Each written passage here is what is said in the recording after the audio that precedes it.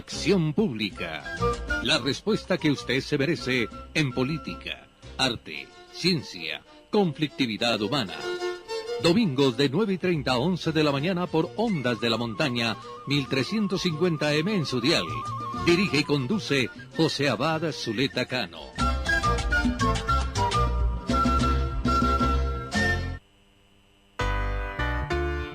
Oye, te hablo desde la prisión. Wilson Manyoma, Borbona.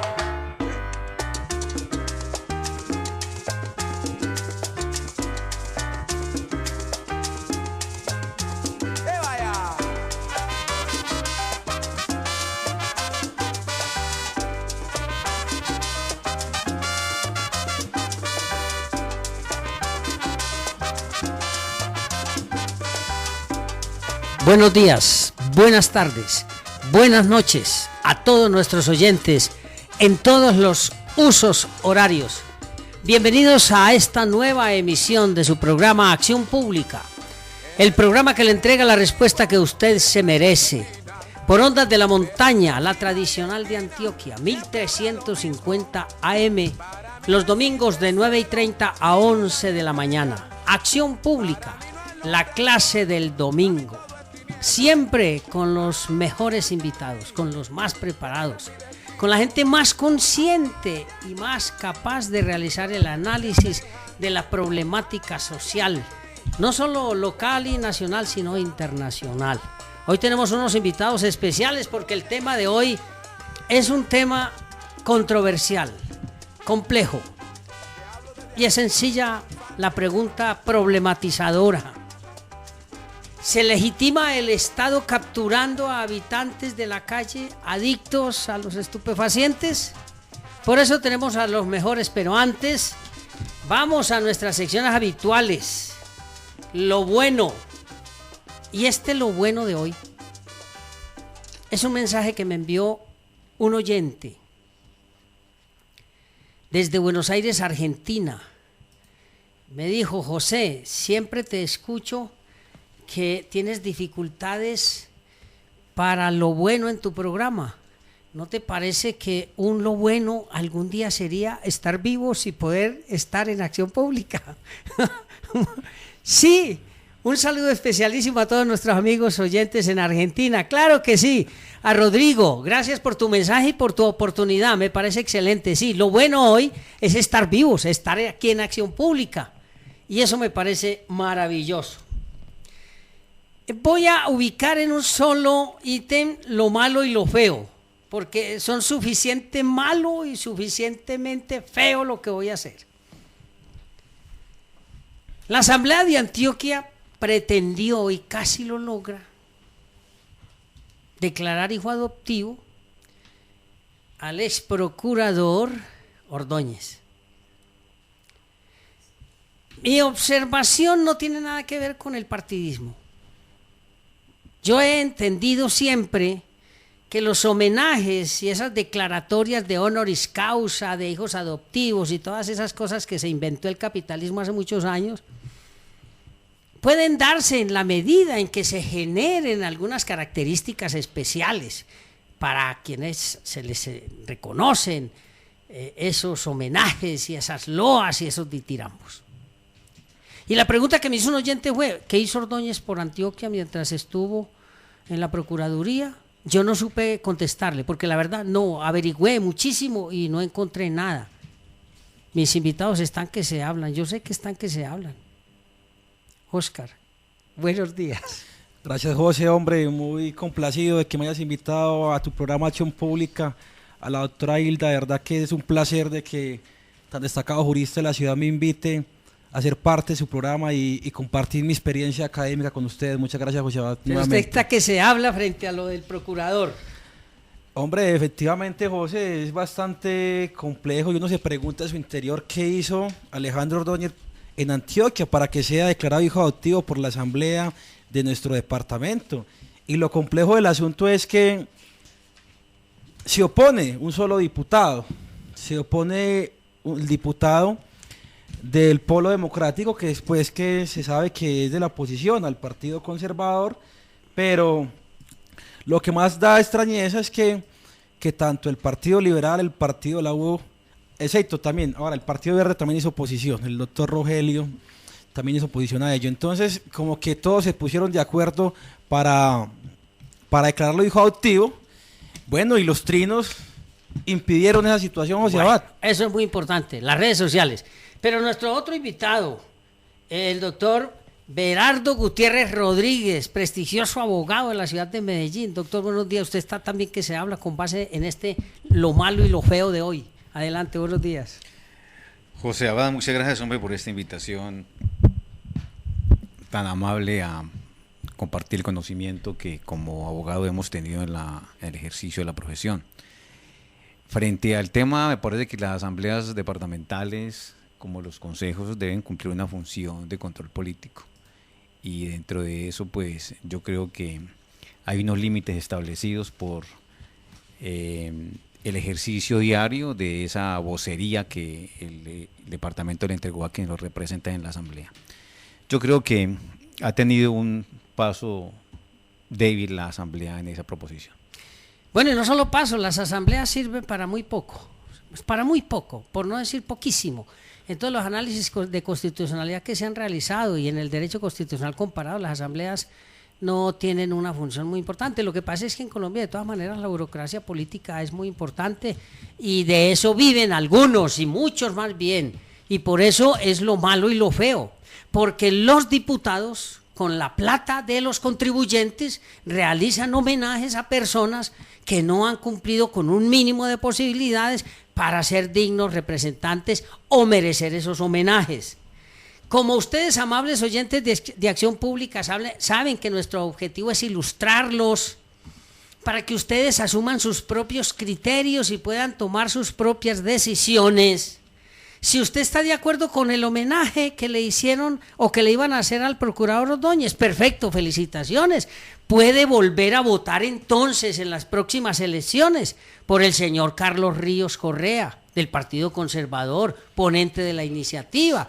Si usted está de acuerdo con ese homenaje y que se gasten su plata en esos homenajes, puede volver a votar entonces por Jaime Alonso Cano Martínez, del Partido Conservador. Si usted está de acuerdo con que su plata se gaste en ese tipo de banalidades con todos los problemas que tiene Antioquia, puede volver a votar por Rubén Darío Callejas Gómez, por Hernán Darío Torres Alzate. También puede volver a votar por Norman Correa Betancur, por Luis Carlos Hernández, por John Alexander Osorio, por Jorge Iván Montoya, por Ana Ligia Mora, por Ana Cristina Moreno Palacio, por Wilson Gómez, José Luis Noreña, Roque Eugenio Arismendi, Jorge Honorio Arroyave y Jorge Joan Restrepo. Puede volver a votar por ellos, para que ellos se gasten su plata en esas banalidades. Pero si usted no está de acuerdo con que la plata que usted paga después de tanto trabajar se la gasten en esas banalidades, tome nota, amable oyente.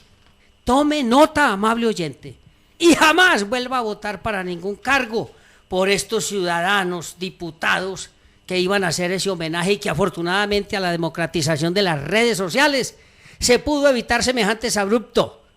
Entonces, amable oyente, si usted no está de acuerdo con que se gasten su plata en esas banalidades, no vuelva a votar jamás por Jorge Iván Restrepo, por Jorge Honorio Arroyave, por Roque Eugenio Arismendi, por José Luis Noreña, por Wilson Gómez Arango. No vuelva a votar para que gasten su platica por Ana Cristina Moreno, por Ana Ligia Mora, por Jorge Iván Montoya, por John Alexander Osorio. No vuelva a votar jamás por Luis Carlos Hernández y mucho menos por Norman Correa Betancur, para que no se gasten su plata en banalidades.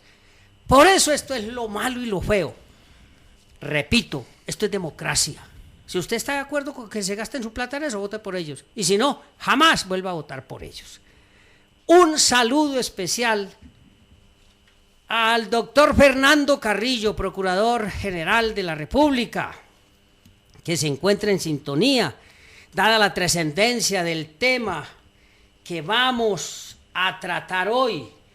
Y realmente debo saludar también a todos los oyentes en Sudamérica que están atentos a este tema, porque este tema es crucial, sobre todo en Ecuador, en Argentina, en Brasil es un tema candentísimo, en Venezuela ni se diga, y todos están en sintonía porque el tema es de trascendencia. Entonces un saludo especial también al doctor Jaime Zapata Ospina, defensor del pueblo regional de Antioquia, invitado a este análisis que por dificultades no pudo asistir, pero confiamos en que en próximas oportunidades nos pueda acompañar. Y el saludo especial a nuestros invitados. Berardo Gutiérrez, usted habló sin que yo lo saludara, ¿o sí lo saludé? Sí, usted me saludó, claro. Bueno, sí. Cuéntele a la audiencia quién es usted. No, Berardo Gutiérrez ha sido una persona que ante todo ha sido abogado y ha litigado durante muchos años, y las batallas de la vida lo ha llevado a conocer de cerca lo que ha sido el ejercicio o desarrollo del sistema penal acusatorio en nuestra ciudad, y mirar muy de cerca lo que han sido las debilidades en el desarrollo de este sistema. Muy bien, bienvenido, nos gusta mucho que usted esté aquí, una persona con experiencia y con conocimiento. Y nuestro otro invitado que está que se habla también, porque es bueno hablar con los micrófonos o con los oyentes a través del micrófono. Óscar Santamaría Puerta. Óscar, de nuevo, buenos días. Cuéntele a la opinión, a los oyentes y a la opinión pública, ¿quién es usted? Gracias, José, nuevamente por tu invitación. Pues, José, yo le cuento a los oyentes, yo soy Óscar Santamaría Puerta, soy de Sabana Larga, Antioquia, del occidente antioqueño, abogado de la Universidad Católica Luis Amigó, especialista en Derecho Administrativo de la Universidad Autónoma, especialista en Derecho Procesal de la Universidad Autónoma, especialista en Derecho Penal de la Universidad de Medellín, y soy candidato a magíster en Derecho Penal de la Universidad de Medellín, también docente universitario, José. Bien, y un saludo especial a nuestro querido amigo, el decano de Derecho de la Universidad de Medellín, el doctor Valderrama, que estaba cumpliendo años y además estaba feliz. Le estábamos celebrando el grado de doctor. Ah, bueno, a él sí se le puede decir doctor porque se graduó de doctor. ¿Sí o no? Bueno, y un saludo también a la compañera Hilda del Valle. Buenos días. Buenos días a todos los oyentes, buenos días a nuestros invitados, muy feliz de que estén con nosotros acompañándonos en un tema tan importante. Bien, antes de entrar al tema, una invitación especialísima. La Universidad Autónoma Latinoamericana invita al diplomado de conciliación en derecho. Diplomado de conciliación en derecho. Recuerden, amables oyentes, que antes que ir a los jueces y generar el conflicto hay que resolverlo amigablemente. Por eso es muy importante esta invitación. Conciliación en derecho.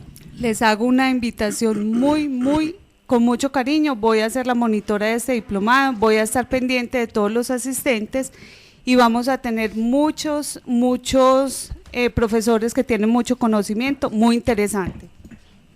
Bien. Inicia día martes 28 de marzo. Va martes y miércoles de 5 a 9 en la Universidad Autónoma Latinoamericana, duración 120 horas. La inversión es de 1 millón de pesos para particulares, descuentos del 30% para estudiantes de pregrado de un aula, 25% para estudiantes de posgrado de la misma universidad, 20% para egresados, docentes y empleados de la universidad, no se acumulan descuentos, matrículas en Educo.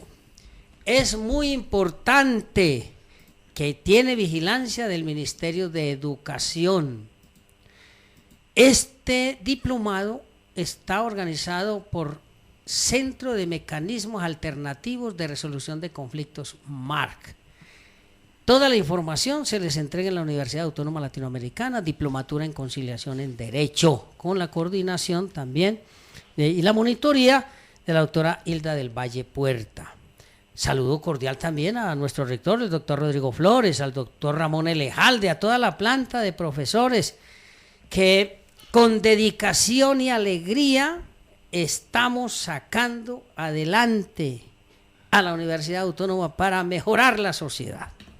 Ahora sí vamos al tema.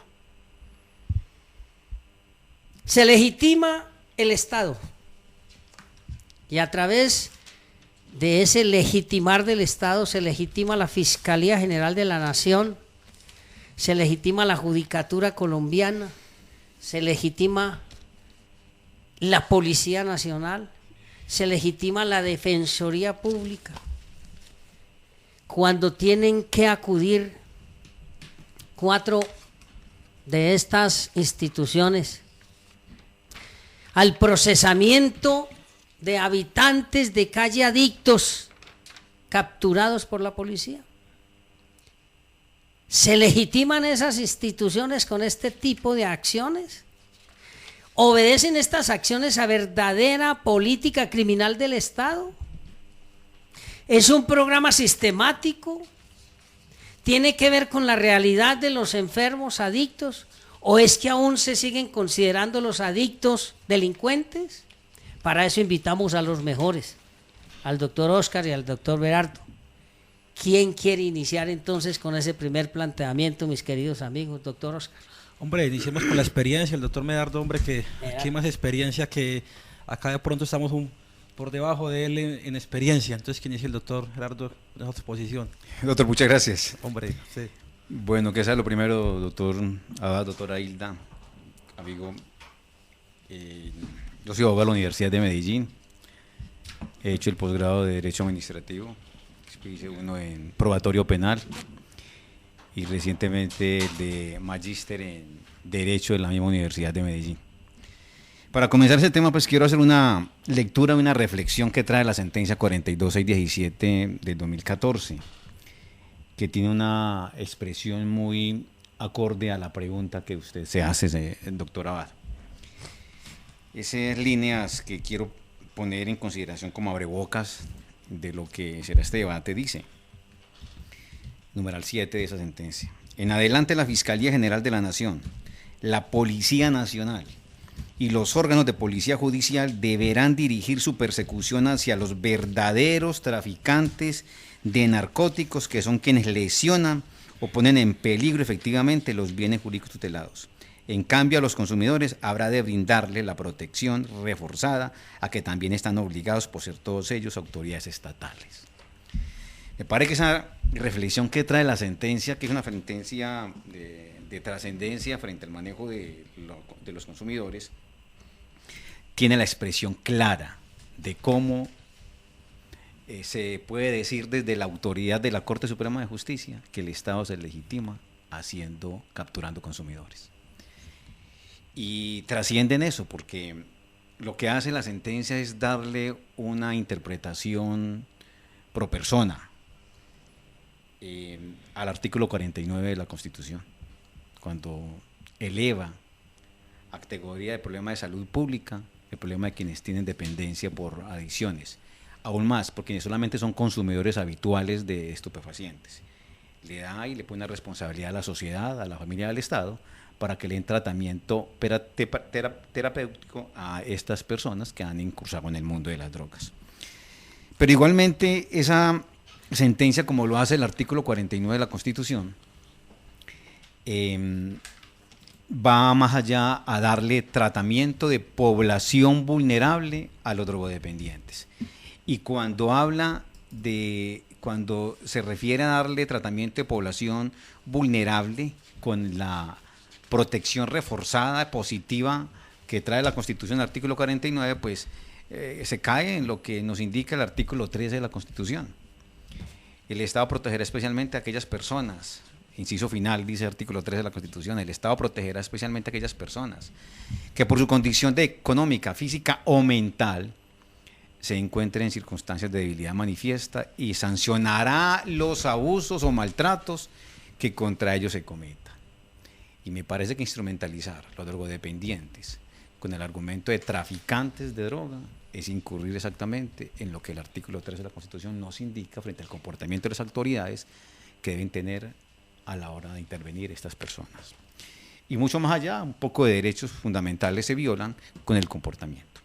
Este marco, doctor Abad, amigo expositorio de Aida, me parece que es el punto de partida para entrar a debatir cómo se deslegitima el Estado concretado en la actividad que desarrolla la policía cuando los captura, el Estado concretado en la función de control de legalidad constitucional que debe hacer la Fiscalía en la URI cuando la policía lo pone a disposición, el Estado concretado en la audiencia que se desarrolla donde está la Defensoría Pública, está el juez de garantías, está la defensa, está el Ministerio Público.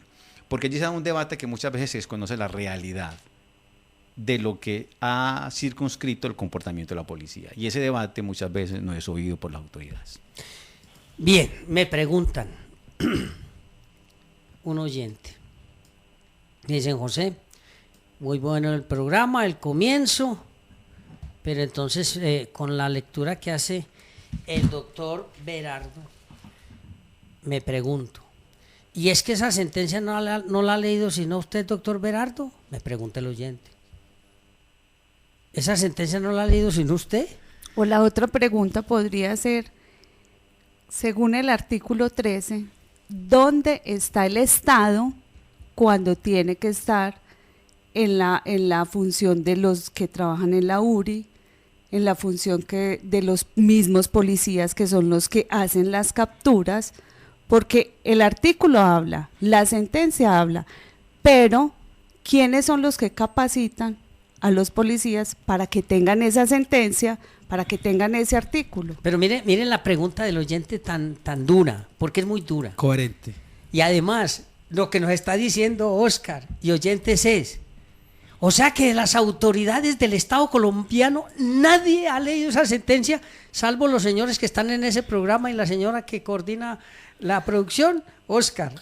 Hombre, José, lo que pasa es que aquí hay un problema más grande. ¿Qué está pasando? Si están pidiendo resultados por parte del comandante de la Policía Nacional de Medellín, pues ¿qué hacen los pobres patrulleros o intendentes? Capturar personas. Necesitamos positivos. En igual sentido, si piden positivos la Dirección de Fiscalía de Medellín, eso es lo complejo. Y más allá de esto, hay que mirar cuánto o qué vale la generación de una noticia criminal. O sea, el Estado se está desangrando y eso no lo miramos. Y volvamos al tema. Pareciere que nada más esto lo leyeran los juristas, los abogados, pero también hay otra falla en la capacitación. Capacitación en los profesionales de la policía, de vigilancia, de policía judicial, de la DIJÍN, de la SIJÍN. El problema no es simplemente la norma o la jurisprudencia, el problema es inversión y capacitación también. Bueno, pero antes es que están reportando sintonía el doctor Guillermo Garner en Santa Rosa, doctor David Mauricio Uribe en el Perú, en Nashville, en Argentina, en Miami, en España, en Tampa. Saludos a Octavio y a toda la gente. Yo sé que están reunidos todos allá en Tampa viendo el mar y escuchando Acción Pública. Un saludo especialísimo. Pero, a ver, yo me pregunto aquí como haciendo de abogado del diablo. Si existe el acto legislativo 02 de 2009 que establece lo que usted acaba de decir, doctor Berardo, que debe dársele una protección especial a los enfermos adictos, y ya se habla de enfermos adictos, no de delincuentes. Perdón, la ley 1566, la ley 1641 de la protección a los habitantes de la calle y a los adictos.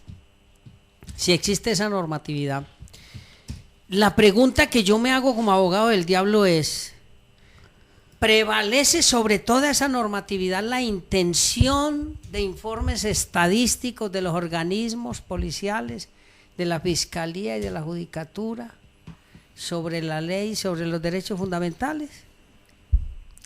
Ante la pregunta que usted que se planteó en el programa sobre si se legitima el Estado cuando captura consumidores, cabría otra pregunta consecuente de esta. ¿Se instrumentalizan los consumidores de drogas para hacer estadísticas que tienen repercusiones políticas?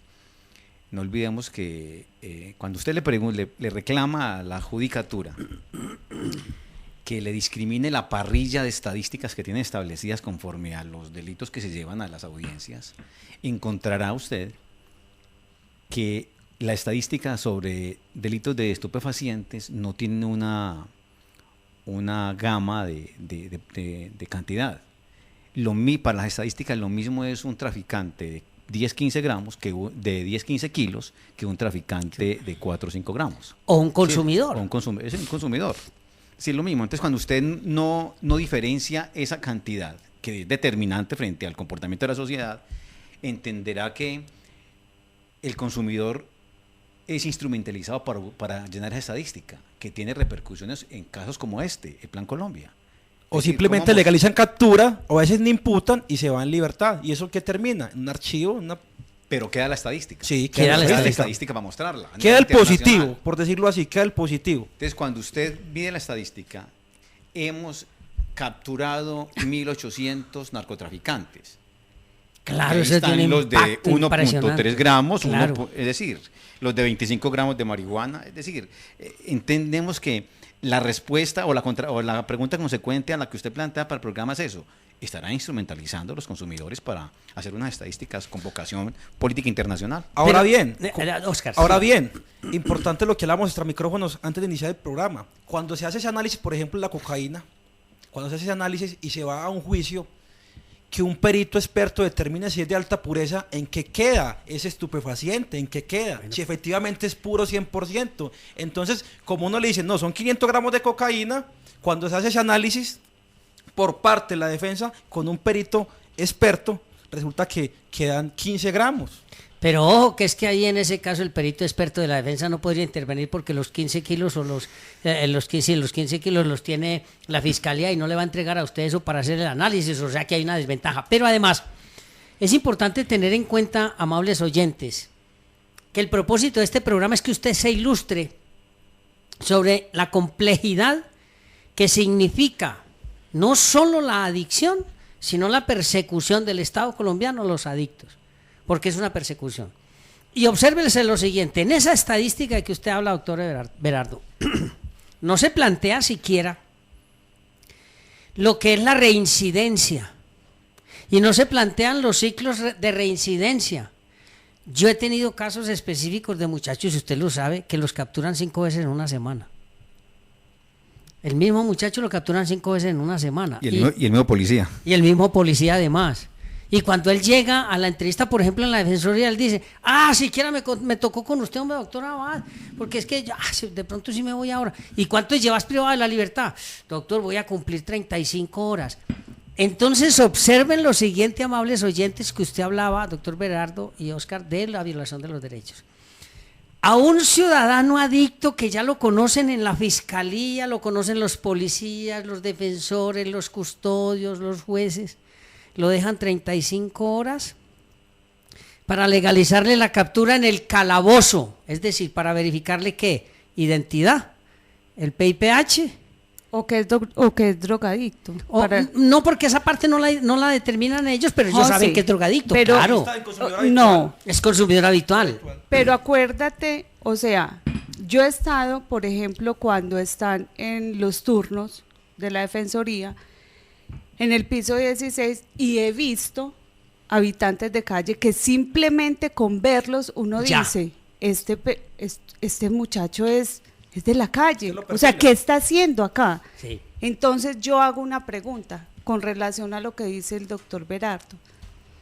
¿Es necesario el desgaste económico, personal y jurídico para llevar esto a las estadísticas, para decir hay tantos habitantes de calle? Ese es el mecanismo que tenemos que utilizar. Yo pienso que no. Claro, pero además, porque se desgasta la policía, se desgasta la fiscalía cuando lo llevan a URI, se desgastan los policías en la URI del Palacio de Justicia, los defensores públicos haciendo turnos hasta las 3 y 4 de la mañana, los jueces a su vez. Esto es un desgaste tenaz. pero además, la pregunta que hemos hecho siempre, ¿qué aporta 35 horas, casi 36 de privación de la libertad de un habitante de calle a una verdadera política criminal de Estado?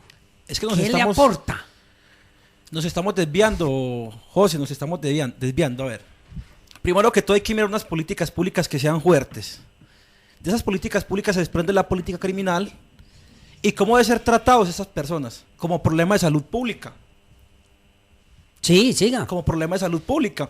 Entonces, no interesa generar resultados. Pero ahora bien, José, algo más importante, la verdadera estructura criminal, el verdadero proveedor de ese estupefaciente, no le están haciendo persecución penal. Con algo más grave, y lo sabemos todos. En la policía saben dónde están las ollas. Y en la policía saben dónde están las cuevas. Y si lo que estoy diciendo me va a generar algún problema, no tengo ninguna preocupación porque puedo llevarlos a donde ellos saben que van. Barrio Antioquia, por ejemplo, se paran en la 65 y todos los que circulan con una bolsita negra va cargado. Al frente de la Alpujarra hay una plaza. Al frente de la Alpujarra hay la plaza más grande del centro. Y ellos saben dónde están las plazas y las cuevas, etcétera. Pero más que eso es la preocupación por el maltrato que recibe el ciudadano que está inmerso en esa problemática. Lo más grave también es, ¿existe política criminal en Colombia? ¿O existen principios de política criminal represiva? Porque ¿qué hay aquí, por ejemplo, a nivel de política criminal de prevención? Doctor Berardo. Doctor Abad, esa política criminal existe, lo que pasa es que existe una manera direccionada a hacer estadísticas. Es decir, el tema es ese, el tema es que aquí la problemática social no es leída por el Estado. Difícilmente cuando usted hace un análisis de una conducta, también toma la perspectiva desde el punto de vista sociojurídico, es decir, cuál es la trascendencia de esta conducta que formalmente está subsumida en un tipo penal prohibitivo,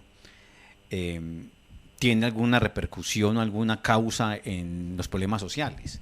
Cuando usted echa por fuera en su análisis la sociología jurídica, comete unos formalismos tan aberrantes como el que nos lleva ahora a mirar el tema del drogodependiente. Hagamos un ejemplo. Si vamos a compartimentar el comportamiento de cada una de las autoridades en este tema de los drogodependientes, la policía tiene varias cosas. Va a ciertos lugares en donde encuentra personas que son consumidoras. Y a cualquier persona que deambule por allí, lo requisa, con seguridad que algo le encuentra. Claro. Algo le encuentra. Primer detalle. Segundo, la experiencia que la policía tiene a la hora de entrar a mirar un comportamiento, bien sea de la licencia de conducción, que dice, hombre, por mi experiencia advierto que esto no reúne las exigencias legales, o el tema de otros temas. Dice, mi experiencia me indica esto. La pregunta es, ¿la experiencia de la policía no le alcanza para determinar que un fulano, por sus condiciones físicas, como le decía la doctora Hilda, refleja que es consumidor? Es decir, ese hecho de entrar a mirar y observar que es consumidor le está determinando muchas veces a la policía la razón para intervenirlo, porque sabe que allí va a encontrar cargado de alguna cosa. Bueno. Entonces la experiencia está sirviendo ¿para qué? Para instrumentalizar, repito nuevamente, a los consumidores, para hacer una estadística, tiene un SPOA. Pero quiero ir más allá. Doctora Vaz, escúchame. ¿Cuánto pierde la policía? Una pareja, un par de policías, un binomio. Una patrulla. ¿Cuánto pierden en la URI? En la URI eso. ¿Un turno? Entre 2 y 4 horas. Dependiendo que cómo queda esté el sector. Dependiendo cómo esté la URI de congestionada. Exacto, de entre 2 y 4 horas. Es que el problema de, doctor, hagamos un paréntesis, es perder el turno allá. Es no hacer operatividad. Además, ese es el problema. Además, muy bien ese aporte, sí. Son 4 horas, de 2 a 4 horas que deja, y su cuadrante, de acuerdo a la estructura de vigilancia que haya montado, queda desprotegido de la vigilancia policial para sus efectos, ¿cierto? Entonces vienen el incremento de los hurtos, algunas cosas, es decir, la sensación de inseguridad. De donde entonces el hecho de coger un drogodependiente es un costo demasiado alto para la capacidad operativa de la policía. Y con aportes a la solución de la inseguridad absolutamente negativos. Pero a eso vamos a responderle una pregunta a ustedes que son los que saben de derecho. La pregunta que me hace un oyente, yo tengo que seguir siendo abogado del diablo. Me dice un oyente: excelente el planteamiento que hacen los profesionales que usted acaba de invitar. Yo soy estudiante de Derecho. Bueno, no me está diciendo si es alguno de mis alumnos. Mejor, porque entonces me conmociona. ¿Dónde queda el problema del tipo penal si ellos están cometiendo un delito? Esa inquietud les queda a ustedes, gravitando para que la respondamos después de que regresemos de unos mensajes comerciales. Estamos en Acción Pública. Oye, te hablo desde la prisión. Wilson Manyoma, Borbona.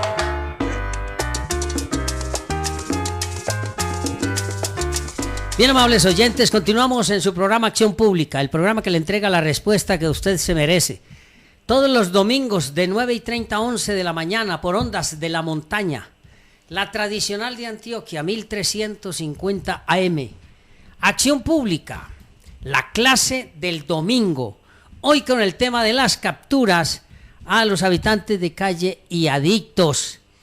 Muchísima polémica se viene presentando a raíz del tema, pero de eso se trata, para que ustedes, amables oyentes, puedan ilustrarse suficientemente. Entonces, a nuestros invitados les dejé gravitando una pregunta hace un momento que me hizo un estudiante de Derecho, doctor Berardo.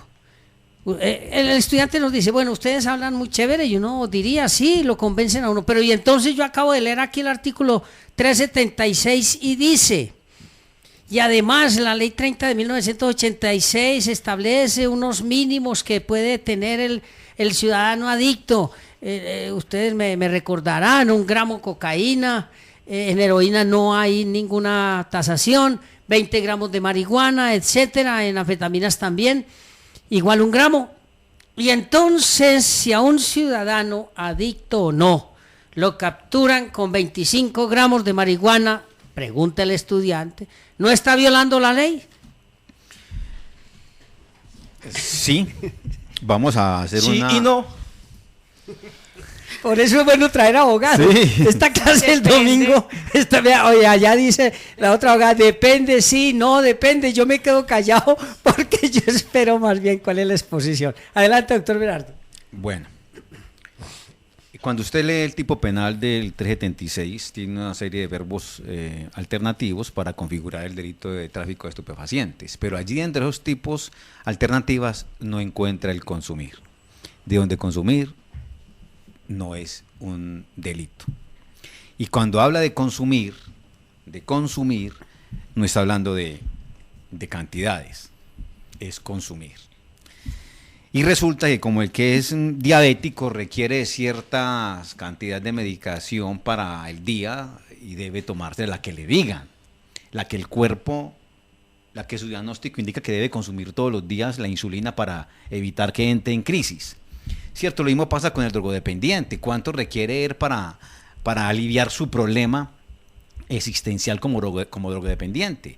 Entonces, esa cantidad de consumo no está determinada por un decreto, ¿cierto? Ni por la ley, está determinada por la necesidad de la crisis que tiene como enfermo drogodependiente. Entonces allí viene un choque con lo que indica la ley 30 del 86, que dice que la dosis personal es 1 gramo en base de coca y 20 en marihuana. Chocaría entonces de que yo puedo necesitar, de acuerdo a mi necesidad, a mi problema de drogodependencia, necesitar no 1 gramo diario, sino 10 gramos diarios. Además, dependiendo igualmente de la calidad de la mercancía de la que calidad, compre. claro. Porque entre más mala sea la calidad, pues más consumo requiero. Entonces, entramos en que el consumo no tiene una medición establecida en la ley. Bueno, pero déjeme, yo hago aquí un paréntesis para contribuir a su exposición. No se ha establecido en Colombia un mecanismo científico que determine niveles de tolerancia en los consumidores. Y ahí tiene que ver esto del consumo y de la cantidad de droga que usted necesita frente también a lo que es la dosis de aprovisionamiento. Continúe. Por eso, es que si la Constitución está determinando que el problema de drogodependencia es un problema de salud pública, está indicando de que el enfermo requiere la medicación que su cuerpo le exige. Entonces la dosis mínima está desfasada. Desfasada. Es decir, para mí es contradictorio la ley 30. La mía puede ser 1 gramo y la mía puede ser 20 gramos. Por eso, es contradictorio la ley 30 con el artículo 49 de la Constitución. De acuerdo la ley se quedó corta, la ley 30 se quedó corta, es una ley del 86. Es inconstitucional. Y es una ley del 86. Sí, porque yo declaro de un problema de salud pública, la drogodependencia, ya el gramo de base de coca como dosis mínima está revaluado. Está superado por la misma consideración constitucional de cuando dice de que el problema de drogodependencia es un problema de salud pública.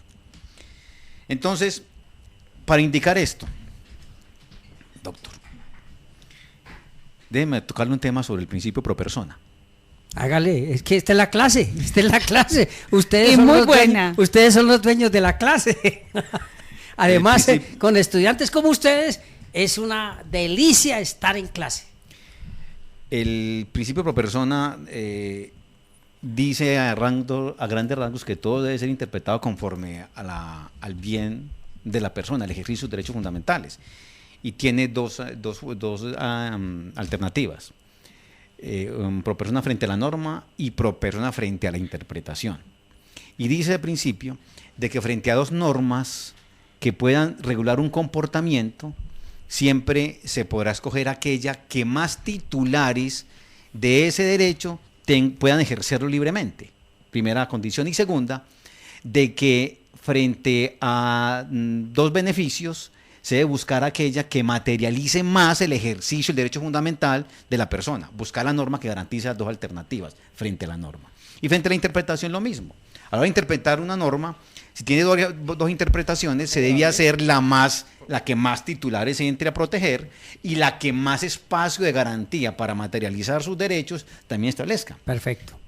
Yendo a ese punto de un principio constitucional implícito que es transversal a toda la estructura dogmática de la Constitución, podemos encontrar que el ejercicio de los derechos fundamentales tiene un norte claro. A la hora de usted interpretar la norma, siempre buscará que se materialicen esos principios. De si el consumo no es un delito, ¿cierto? Y yo consumo de acuerdo a ciertas necesidades, bien sea como robodependiente o como simplemente un habitual consumidor de esto, ese principio nos obliga a entender que el que porta estupefacientes lo hace para su consumo, claro, y no para traficar, salvo que hayan elementos que indiquen que estaba traficando. La 42617 lo plantea así. Exacto. Entonces, ¿qué ocurre ahora? Encontramos que se hace la interpretación contraria, una determinación inconstitucional. Siempre sospechamos del que porta. Entonces, como lo dice la misma 42617 al comienzo de esa sentencia, dice de que en Colombia se está implantando el derecho penal de sospecha. Usted lo tiene ahí, ¿por qué no lo leemos? Esa partecita que acaba de mencionar, ¿lo tiene ahí en la sentencia a la mano? No, pro persona no está, hace parte de mi cosecha. Ah, bueno, pero es muy importante eso, porque aquí se detiene como en los viejos tiempos, yo no sé si a ustedes les tocó, porque ustedes son muy jóvenes, que a uno lo capturaban por sospecha. Y entonces ahora el que tiene cualquier cantidad de estupefacientes se sospecha que es para traficar, cuando debería ser al contrario. Eso viene en la 42617. Uh-huh. Es que el consumo debería estar en el artículo 32 como eximente de responsabilidad. Debería haber una reforma al Código Penal. Sí, lo que pasa es que viene un problema. Ustedes saben que todos esos aspectos psicológicos, psiquiátricos y de medicina legal, dicen algunos, y yo estoy de acuerdo, no se pueden deducir de un simple perfil, pero sí hay situaciones que dicen quién es adicto y quién no. Voy a leer la cita que trae la sentencia 42617 del 2014, el cual toma la doctrina de un español, Luis Fernando Rey Huidobro. Dice: hay que poner de manifiesto que el Código Penal se sigue despenalizando la posesión de estupefacientes encaminada al consumo, sin exigir legalmente ninguna condición de índole cuantitativa o de índole temporal. Las cantidades poseídas no superan las necesidades de consumo de una semana, lo que a mi parecer es digno de todo elogio, pues semejantes límites o condiciones no hacen más que crear un sistema de presunciones absolutas, musire de iuri, de destino al tráfico de las sustancias cuando no se cumplen los requisitos legales, no presentando atención entonces a la intención del sujeto, que es lo que en todo caso debe prevalecer, dando lugar a un derecho penal de mera sospecha que entra en abierta contradicción con el principio de culpabilidad que debe imperar en todo el Estado democrático de derecho.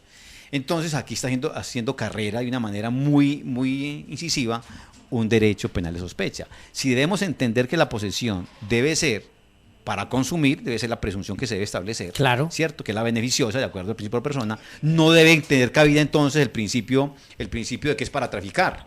Y como vemos, la policía y la fiscalía lo hace al contrario, en clara violación del principio del Estado social y democrático de derecho. Bueno, tenemos diferentes preguntas. Vamos, no podemos transcribirlas todas, pero José Darío Isaza Puerta pregunta: si el Estado es solo uno, ¿cómo entender la, entre comillas, política, cierro comillas, de la Fiscalía Seccional de Antioquia, capturando personas enfermas por las drogas solo por incrementar sus estadísticas, mientras de otro lado, La defensoría pública se debilita cada vez con menos defensores. Se está creando una nueva clase de enfermos y son esos defensores que solo se están dedicando a, comillas, defender narcotraficantes, cierro comillas, y la real defensa técnica se está quedando sin poderse realizar. ¿Cómo entendemos ese estado? Ese es un primer planteamiento. Pero frente a lo que usted acaba de indicar, doctor Berardo, es importante dejarle claro a los oyentes. Un oyente pregunta, un estudiante pregunta sobre el tipo penal. Aquí nos acaba de aclarar el doctor Berardo que una cosa es el tipo penal en la configuración normativa como tal del artículo 376 y otra cosa todo lo que debemos entender en términos de portar o portar para consumir, que viene abriéndose campo y esa es la discusión que hoy tendríamos que resolver. Con la pregunta de José Darío, claro, es un problema, pero es el Estado y el Estado es tan grande y con tantas instituciones que es muy difícil puntualizar cuál es el interés de cada una de esas instituciones del Estado, salvo lo que usted dijo, instrumentalizar a los habitantes de calle para generar estadísticas y poderse legitimar, no solo desde el punto de vista judicial, sino político. Pero, a ver, doctor Berardo. O sea, continuando con lo que hemos planteado, es tanto, digamos, la desatención por parte del Estado frente a la problemática de salud pública en los drogodependientes que no le ponen atención a la ley 1560 de 2013. Como dicen en la costa, eso no pegó por aquí. No pegó por aquí. Dice el artículo primero de esa ley. Dice, por la cual se dictan normas para garantizar la atención integral a personas que consumen sustancias psicoactivas y se crea el Premio Nacional, entidad comprometida con la prevención del consumo, abuso y adicción de sustancias psicoactivas. Dice el artículo primero. Reconocimiento. Reconózcase que el consumo, abuso y adicción a sustancias psicoactivas, lícitas o ilícitas, es un asunto de salud pública y bienestar de la familia, la comunidad y los individuos. Por lo tanto, el abuso y la acción deberán ser tratados como una enfermedad que requieren atención integral por parte del Estado, conforme a la normatividad vigente y las políticas públicas nacionales de salud mental y para la reducción del consumo de sustancias psicoactivas y su impacto, adoptadas por el Ministerio de Salud y Protección Social. Y continúa en el artículo segundo diciendo, toda persona que sufra trastorno mental o cualquier otra patología derivada del consumo, abuso y adicción a sustancias psicoactivas lícitas o ilícitas tendrá derecho a ser atendida en forma integral por las entidades que conforman el Sistema General de Seguridad Social en Salud y las instituciones públicas o privadas especializadas para el tratamiento de dicho trastorno.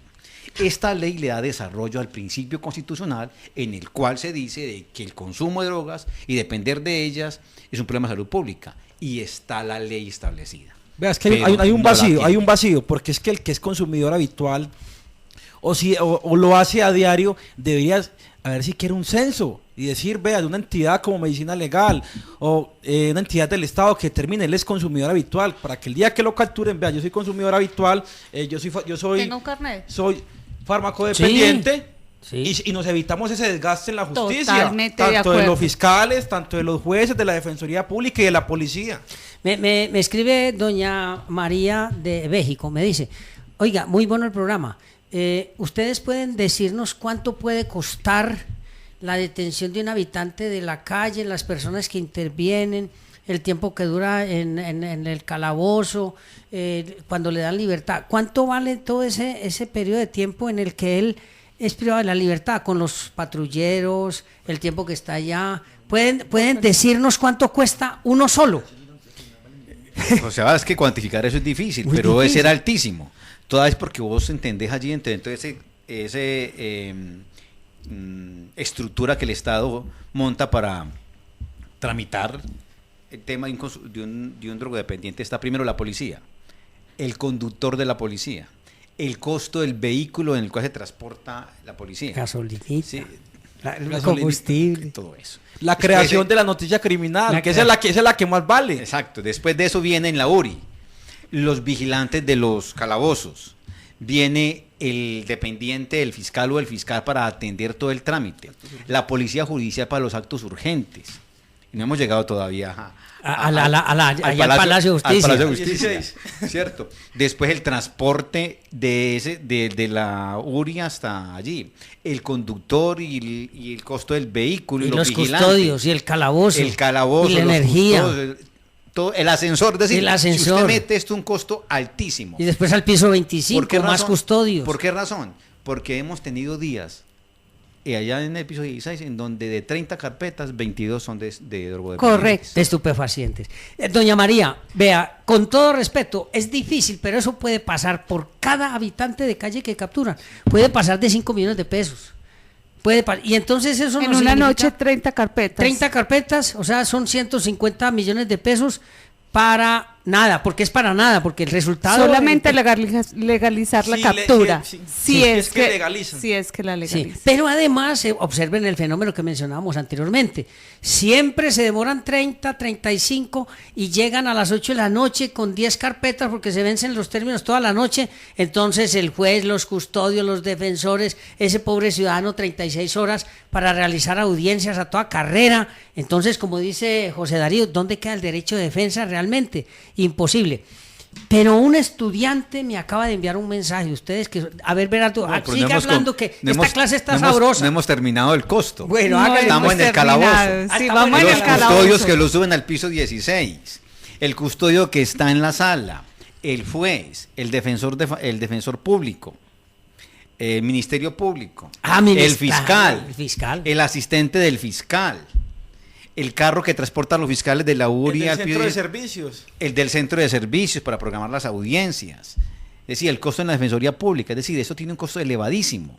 Además de eso, el contragolpe queda desprotegido otros derechos. Eso hay que replantearlo. Y se dejan de hacer otras investigaciones que le interesan a la seguridad de la Eso hay que replantearlo y debe ser muy importante de la parte, desde la Fiscalía General de la Nación, desde el nivel central, porque en cabeza de Néstor Humberto Martínez, él debe reevaluar con sus asesores estos temas. ¿Por qué? Sí, ¿Por qué? Porque es la Fiscalía la encargada de la persecución penal, de la mano de la policía. Artículo 250 de la Constitución. Son solamente ellos. Y hay fiscales que, como hay una orden de legalizar y de imputar, tienen que hacerlo. No, hay que mirar también ese detrimento patrimonial que se está dando referente a esto. A raíz de eso, porque es que este programa, esta clase del domingo tiene una sintonía espectacular y me gusta muchísimo porque todos los que escuchan de alguna manera intervienen. A todos los que nos escriben y nos envían sus mensajes, discúlpenos que no podamos hacer el análisis de cada uno, sino que estamos seleccionando los que están más cercanos al tema que estamos tratando. Por ejemplo, David Mauricio Uribe Marín dice: ojo con la inquietud.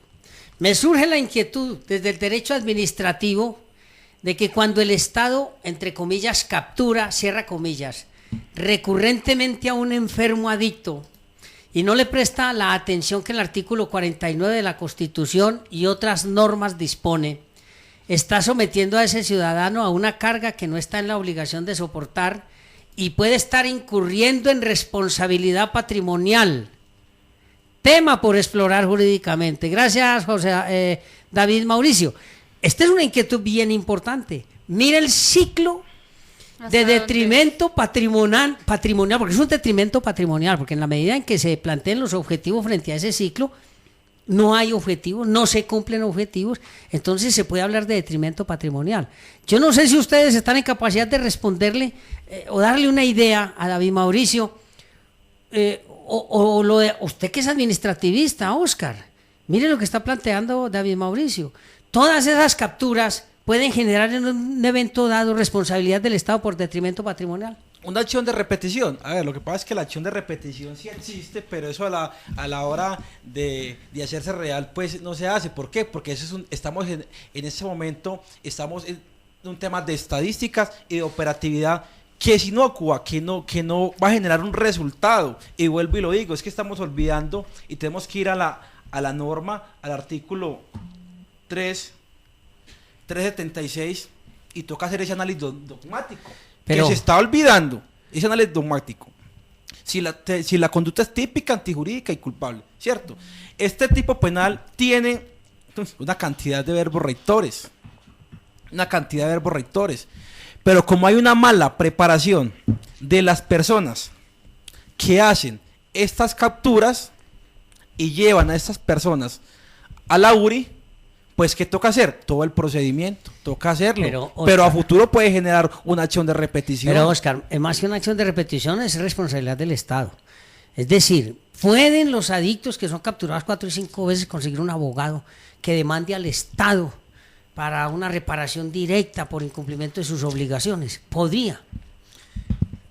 Sí, mi querido doctores, perfectamente cabe. Solamente leyendo el Pacto Internacional de Derechos Civiles y Políticos, en el artículo 14 sobre garantías judiciales, habla sobre la indemnización a aquel que ha sido privado de la libertad injustamente. Igualmente el artículo 8 de la Convención Americana de Derechos Humanos, en el artículo 8 plantea lo mismo, la indemnización que se debe dar por parte del Estado cuando alguien es privado del derecho fundamental de la libertad sin justa causa que se determina por la incapacidad que el Estado tiene de probar que por lo que se le retuvo no existía suficientes elementos para hacerlo. Medida de control de reparación directa, exacto, está claro. Y esa convención no habla en qué momento es privado, si en la medida de aseguramiento o al comienzo, ¿cierto? Yo considero perfectamente de que las 24 horas que normalmente se priva la libertad a alguien por un comportamiento que, por el criterio de sospecha, tiene la policía o la fiscalía para llevarlo a ponerlo a disposición de los jueces de garantías, es suficiente detrimento en la honra, en la dignidad de quien es sujeto de esto a demandar al Estado, no solamente por daños patrimoniales, sino morales. El mero hecho de que el Estado me lleve capturado durante 24 horas y me siente en el banquillo para una audiencia de garantías, así sea declarada ilegal, me da méritos, de acuerdo a esas convenciones, a demandar al Estado por eso. Haciendo uso del control de convencionalidad, que es aplicar directamente por vía del artículo 93 de la Constitución, los convenios internacionales firmados y ratificados por el Congreso de la República, me da derecho a reclamarle al Estado por qué me ha ultrajado y me indemnice integralmente conforme a eso. Y el Consejo de Estado ha dado una línea jurisprudencial referente, así sean 5 horas, 6 horas, 20 horas, hay una detención injustificada de su libertad. Entonces se puede demandar, se puede llamar a conciliar. Si no se concilia, demandar mediante el medio de control de reparación directa para que se indemnice a estas personas. Bueno, pero miren que hay aspectos que debemos tener en cuenta, porque todos los oyentes quieren expresar sus ideas. Por ejemplo, Rubén Rendón dice, no le entiendo si es pregunta, pero bueno, dice, sí, Rubén Rendón. ¿Es Rubén Rendón? Sí, Rubén Rendón, investigador. Muy bueno. Cuando un habitante de cuando un habitante de calle va a tener la oportunidad de ser representado por un abogado y perito experto, pues allí tenemos varias situaciones, Robert, varias situaciones que deben ser analizadas y tenidas en cuenta. Mire, el planteamiento que estamos haciendo aquí es de incumplimiento del Estado en términos generales. Y ya David nos acaba de plantear el problema de si el Estado tiene responsabilidad o no. Pero cuando un ciudadano va a tener representación legal y la asesoría de un experto para determinar, por ejemplo, la cantidad de pureza de la sustancia incautada, esas son preguntas que hay que hacerle al Estado mismo, porque precisamente cuando nosotros hacemos este análisis aquí lo que estamos es determinando, y digámoslo en términos claros, descubriendo las falencias del sistema y cómo se utilizan a determinados ciudadanos para legitimar ese sistema. Sí, doctora Abad, encontramos que el Estado no tiene los elementos suficientes para hacer una justicia eficaz, porque así como el PIPH existe como acto urgente para determinar que la sustancia tiene algo de estupefaciente, psicotrópica, pero no determina la pureza. No determina la pureza, porque es una prueba preliminar, sí, ¿cierto? Pero con esa prueba me estoy deteniendo a alguien, o sea, con esa idea, durante 24 horas. ¿Sí? ¿Qué ocurre entonces? De que así como el Estado tiene para incriminar, de acuerdo a lo que se ha considerado al principio de este programa, de que es población vulnerable, debe tener el elemento técnico o científico suficiente para determinar que es consumidor, ¿cierto? Y evitar llevarlo a las 24 horas a que sea llevado a una audiencia de legalización de capturas. Entonces allí hay una responsabilidad del Estado frente a la detención arbitraria del consumidor de drogas. Bien. Una pregunta que me hace otro oyente, ¿y cuál es la corresponsabilidad de la sociedad y cuál es la responsabilidad de personerías, de defensorías, de procuradurías, señor procurador, usted que nos está oyendo, de las alcaldías municipales? Esas preguntitas quedan gravitando para nuestro próximo segmento porque tenemos que ir a unos mensajes comerciales y ya regresamos. Usted está escuchando Acción Pública. Oye, te hablo desde la prisión. Wilson Manyoma, Borbona.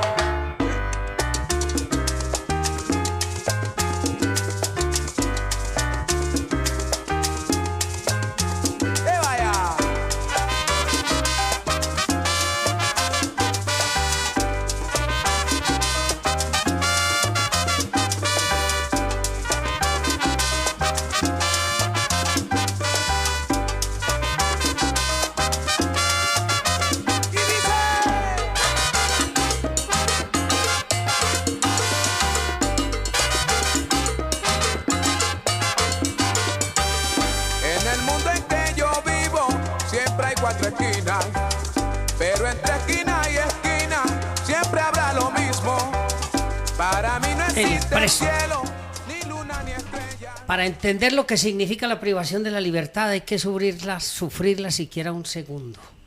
Por eso nuestro tema de hoy. Pero antes de continuar con todas las inquietudes, que son muchas, tenemos una invitación y un invitado especial. Una invitación y un invitado especial de la Universidad Autónoma Latinoamericana, porque ustedes saben que en la universidad estamos en ese proceso de mejoramiento continuo, y en la medida en que estamos en ese proceso, pues todas las facultades a una, como en Fuente Ovejuna, están desarrollando una serie de programas especiales. Hoy tenemos como invitado especial al doctor Alejandro Mejía Díaz, decano de la Facultad de Contaduría. Doctor Alejandro, buenos días. Doctor José Abad, muy buenos días. Le agradezco la invitación a su programa, a la doctora Hilda, para poder compartir con los oyentes el tema de los núcleos de apoyo contable y fiscal que implementamos en la universidad. Oiga, eso es que, hombre, ustedes con la innovación lo ponen a uno a acelerarse en el conocimiento. ¿Qué es lo que usted nos acaba de decir? Doctor José Abad, el pasado 8 de febrero la Universidad Autónoma Latinoamericana, en cabeza de su rector, doctor José Rodrigo Flores Ruiz, y la Dirección de Impuestos y Aduanas Nacionales, en cabeza de la directora seccional, doctora Gloria Janet, firmaron un convenio para que entre la universidad y la DIAN se capaciten estudiantes y profesores, los cuales puedan brindar una orientación en materia tributaria a los contribuyentes de baja renta. Esto es, personas naturales, pequeñas empresas y microempresas. ¿Eso lo están proyectando a nivel social ya o es apenas un proyecto? Doctor, esto ya es una realidad. Ya se capacitaron 20 estudiantes de las facultades de Derecho y de Contaduría Pública, un profesor de la Facultad de Contaduría Pública, un profesor de Derecho, y abrimos nuestro punto de atención mañana de 2 a 6 de la tarde. Bien. ¿A qué nicho poblacional va dirigido este proyecto o este programa? Porque ya no es un proyecto, este programa. Doctor, nuestros usuarios potenciales son el pequeño y mediano empresario, aquel que debe cumplir su obligación tributaria, pero la capacidad no le da para tener una permanente asesoría de expertos tributaristas, contadores y abogados. Es para ellos este servicio. Esto tiene que ver con la materialización de la reforma tributaria reciente, que hace extensiva la legalización de todas las actividades comerciales en Colombia. Sí, doctor. Parte de la orientación que vamos a brindar es poner en contexto a los contribuyentes y responsables de los diferentes impuestos nacionales en sus nuevas obligaciones con la reforma tributaria, pero también en todas las obligaciones que ellos han mantenido, que por estar en la informalidad, por el desconocimiento, a veces no cumplen con sus obligaciones, lo que les acarrea importantes sanciones que puede llevar al cierre de la empresa. Entonces queremos, unidos, la universidad, la empresa y el Estado, aportar a un elemento de desarrollo social. Bien, hay una inquietud. Con esa reforma se generaron muchos mitos. esa reforma y esa legalización o formalización de los pequeños comerciantes es perjudicial para ellos, les implica mayores costos en la administración de sus pequeños negocios. Doctor José Abad, el cumplimiento de la obligación tributaria siempre va a generar un mayor costo en los negocios, pero con una buena orientación, como la que vamos a brindar en los núcleos de apoyo contable y fiscal, ellos lo que van es a poder cumplir y contribuir al Estado para que tengamos un Estado social de derecho con mejores recursos y que les pueda brindar oportunidades de infraestructura para que ellos también puedan desarrollarse y crecer como empresarios. Doctor, estos núcleos de apoyo contable y fiscal tienen costo para estos pequeños comerciantes, o la universidad está generando su proyección social hacia ellos en forma gratuita. Doctor, esto es una iniciativa de responsabilidad social.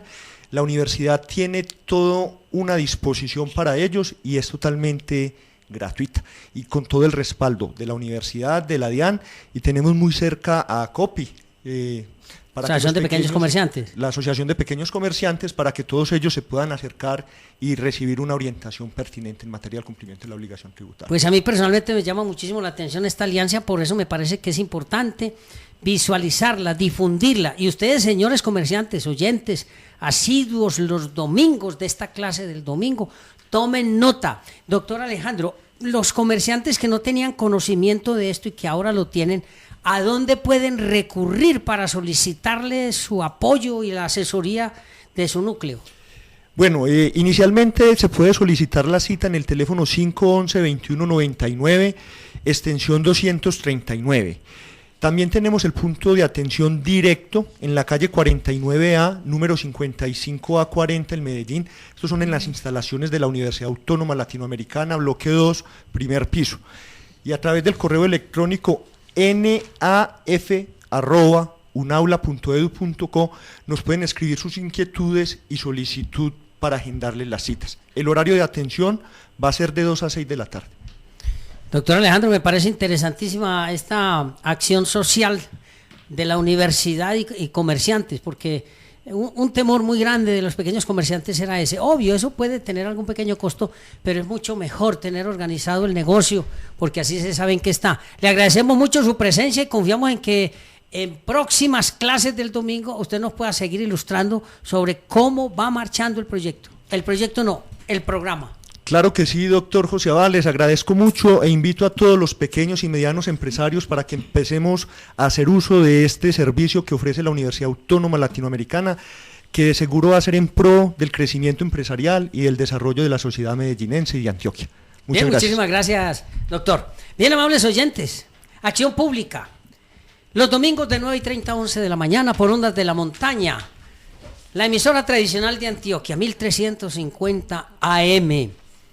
Esta clase de hoy es una clase dinámica como las de todos los domingos, pero hoy hay mucha actividad en los otros salones, diríamos, ¿no? Porque hay mucha gente escribiendo. Me acaban de preguntar que si vamos a terminar hoy el tema porque ya no nos queda poco tiempo. Habría que preguntar a la producción y a ustedes, amables invitados. Todavía nos faltan muchos temas. El tema no se ha abarcado, el tema no se ha terminado. No, podemos continuar el próximo domingo, no sé la producción qué dice, los controles. Ustedes saben que yo soy director, pero los que mandan aquí son ustedes, los de la clase del domingo. Yo no tengo ningún problema, José Abad. Doctor Leardo. Yo no tengo ningún problema, salvo que me lo pongan más adelante, pero... No, confiemos que no, porque una acción de ilustración a la sociedad me parece que es válida. Y la ilustración, que es el objetivo de Acción Pública y de la clase del domingo, es necesaria. Recuerden que temen los sistemas con la gente culta y preparada. Se relajan los sistemas en que su gente es ignorante. Por eso es el objetivo de Acción Pública y nosotros les agradecemos mucho a ustedes. Me dijo el control ahora, Jairo, que teníamos llamada de Santa Marta. No. Se cayó la llamada. Pero bueno, un saludo especialísimo a nuestro corresponsal en Santa Marta, Andrés Arbeláez. Estamos pendientes de su comunicación. Bueno, dejamos gravitando unas inquietudes. ¿Cuál es la corresponsabilidad en las acciones que realiza policía y fiscalía? Porque hay que ser claros, amables oyentes. La acción penal está en cabeza de la Fiscalía. Es la Fiscalía la que mueve el aparato judicial y es la policía la que mueve a la Fiscalía. Pero hay una serie de organismos de control que tienen injerencia y por eso, a raíz de la serie de preguntas que nos han hecho algunos de ustedes, amables oyentes, dejamos gravitando la pregunta de la corresponsabilidad. Por ahí hay una norma que habla de la corresponsabilidad. Yo voy a tomarme el trabajo de leerla, porque me parece que es muy importante que los oyentes tengan muy claro qué es eso de la corresponsabilidad. Estamos hablando de la ley 1641. Dice el artículo 11, corresponsabilidad. La política pública social para habitantes de la calle y los servicios sociales deberán generar estrategias, mecanismos y acciones de corresponsabilidad entre la sociedad, la familia y el Estado para disminuir la tasa de habitantes en calle. José Abad, pero expliquémosle a los oyentes qué es corresponsabilidad. Doctor Berardo, ¿qué es corresponsabilidad? Doctor, muchas gracias. Ya usted tiene 5, hombre, y Oscar también, entonces ayuden. ¿Y quién evalúa al doctor Abad? No, pues, yo ya perdí. A ver, Berardo. Hombre, eso es la responsabilidad que le cabe a cada operador jurídico dentro del sistema cuando entra a intervenir los derechos fundamentales de alguien. Y en este caso hay una corresponsabilidad frente a la actuación que en particular se puede desarrollar con respecto a los habitantes de calle, que no solamente como un problema social, un problema de salud pública, un problema de índole sociojurídico, pues le corresponde no solamente a la rama judicial, sino a la ejecutiva y a todos aquellos que tienen que ver con el ejercicio de libertades. Pero debemos de ir de la mano del Ministerio de Salud, de la Dirección Seccional de Salud de Antioquia, de la Secretaría de Salud de Medellín. ¿Para qué? Para determinar, para darle un tratamiento específico. La corresponsabilidad es que el Estado debe estar unido en pro de ese habitante de calle, ayudarle a ese habitante de calle. ¿Para qué? Para que a futuro, si él está con su dosis, como lo ha dicho la Corte ahora, dosis de aprovisionamiento, no sea llevado a un establecimiento, a la Fiscalía, no sea llevado a la Alpujarra, porque se perdería el tiempo y se desgastaría el Estado económicamente. Bien, pero yo quiero contextualizar algo de este tema. El Estado social, democrático y popular de derecho, en su preámbulo dice: el pueblo de Colombia, distinto a lo que decía la Constitución del 86. Eso nos está significando que el Estado está al servicio del ciudadano, no el ciudadano al servicio del Estado. De pronto diferente a lo que planteaba la Constitución del 86. Eso nos está significando que todas las instituciones del Estado están al servicio del ciudadano.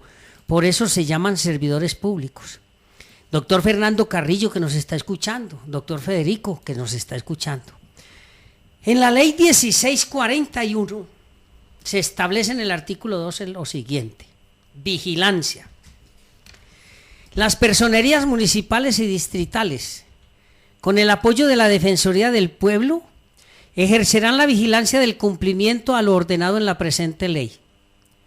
Doctor Fernando, la Procuraduría General de la Nación y el Instituto Colombiano de Bienestar Familiar, en lo que corresponda, presentarán un informe anual a las comisiones séptimas constitucionales permanentes de Senado, Cámara de Representantes, las cuales sesionarán de manera conjunta para tal efecto sobre la implementación de la política pública social para habitantes de la calle.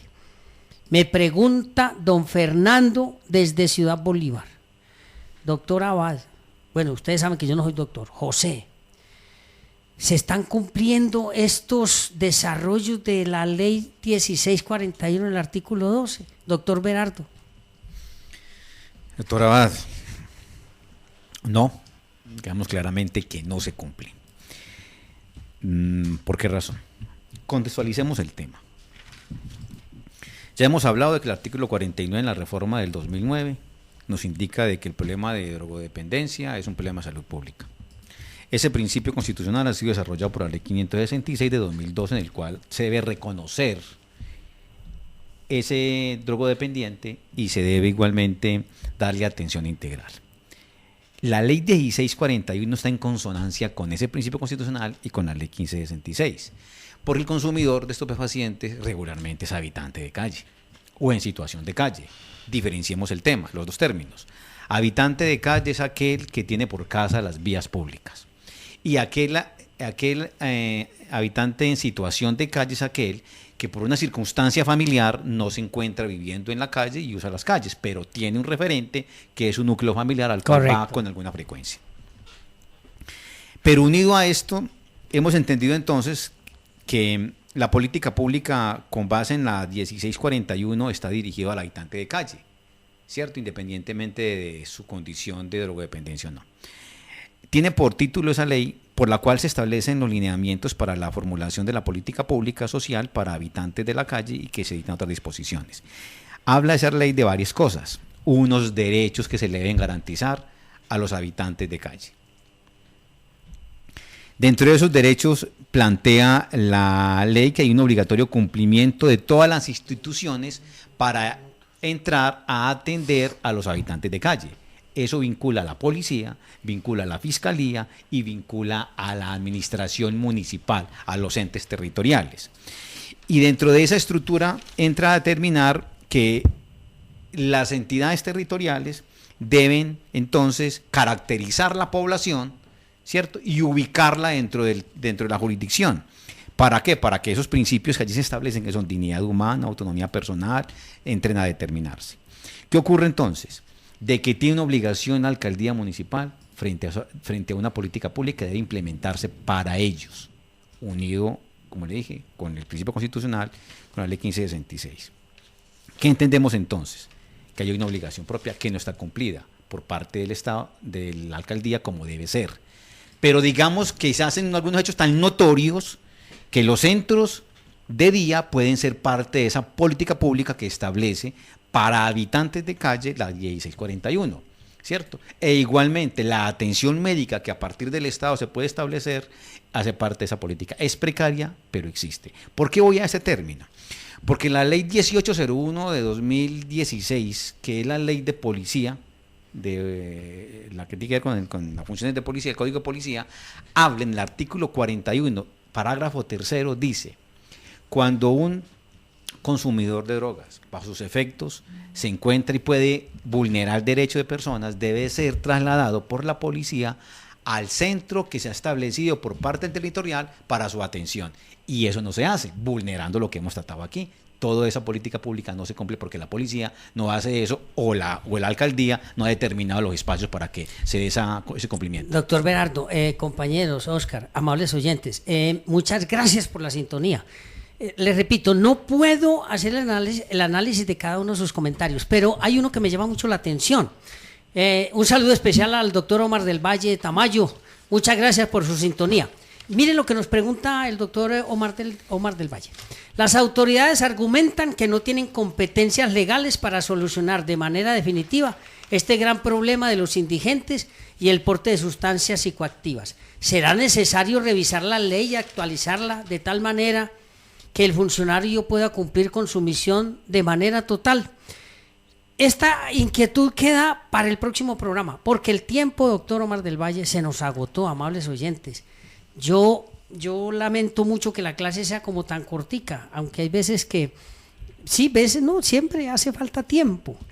Esta pregunta del doctor Omar del Valle la dejamos para el próximo domingo, porque me acaba de informar la directora de producción que continuamos el próximo domingo con el tema, ¿cierto? Sí, sí. Bien, entonces, doctor Omar, muchas gracias, estamos pendientes, y a todos los oyentes que nos han enviado tantos mensajes, iremos seleccionando, trataremos de darle respuesta a todos. Pero, doctor Oscar, en una rápida síntesis de lo que hemos hablado hoy, ¿qué le podemos dejar al oyente para que fije en su mente sobre este problema? A ver, al oyente hay que dejarle y que quede meditando para dentro de 8 días que el problema es estatal. que hace falta una política pública seria, que vaya de la mano una política criminal y que el tema es de salud pública. El tema es de salud pública. Esa es la conclusión a la que hay que llegar, porque el Estado no puede hacerse el de la oreja mocha. El Estado tiene que ver que el habitante de calle es importante, que el habitante de calle necesita un trato preferente para poder que la justicia no se desgaste en situaciones como esta. Doctor Berardo, gracias por estar con nosotros, lo esperamos el próximo domingo. Y en igual sentido, ¿qué le dejamos a los oyentes para que fijen en su mente? Doctora Abad, vea, la sentencia C471/92 habla sobre hace vinculante el preámbulo de la Constitución, dice que la justicia no se puede reducir a la ley, ni el derecho se reduce a la ley, ¿cierto? Y en esos casos se aplica más la ley que el derecho, ¿cierto? Los operadores jurídicos fallan en eso. Y dice que la justicia al servicio del hombre, usted lo va a plantear, claro, así es la situación. Y siempre la lectura que se debe hacer de ese tipo de comportamientos debe ser pro persona, con base en esas alternativas para materializar derechos fundamentales. Y la libertad es un derecho fundamental, conforme ha establecido en la Constitución, de donde cualquier procedimiento de los operadores jurídicos y dentro de la policía debe ser en consonancia con eso. Me parece que fallamos en ese tema en el sistema. Doctor Berardo, lo que usted acaba de decir me hace recordar en este momento un saludo especialísimo al doctor Nicolás, juez 16 penal del circuito, que acaba de proferir unas sentencias que tendremos que difundir en este programa, porque son unas sentencias que van en consonancia con lo que usted acaba de decir. Más allá del derecho es la justicia, y más allá de la justicia es la sabiduría del juez. En próximos programas estaremos comentando las sentencias. Por ahora yo les quedo muy agradecido a ustedes, amables oyentes. El próximo domingo continuamos con el tema, porque no se agota aquí, quedan muchos aspectos importantes que tratar. Libro recomendado: la recopilación de las sentencias constitucionales de la Corte Constitucional Jurídica Sánchez Serra Limitada, teléfono 444-4498. Recuerden, amables oyentes, es importante calzar los zapatos del otro para saber qué se siente en la tragedia.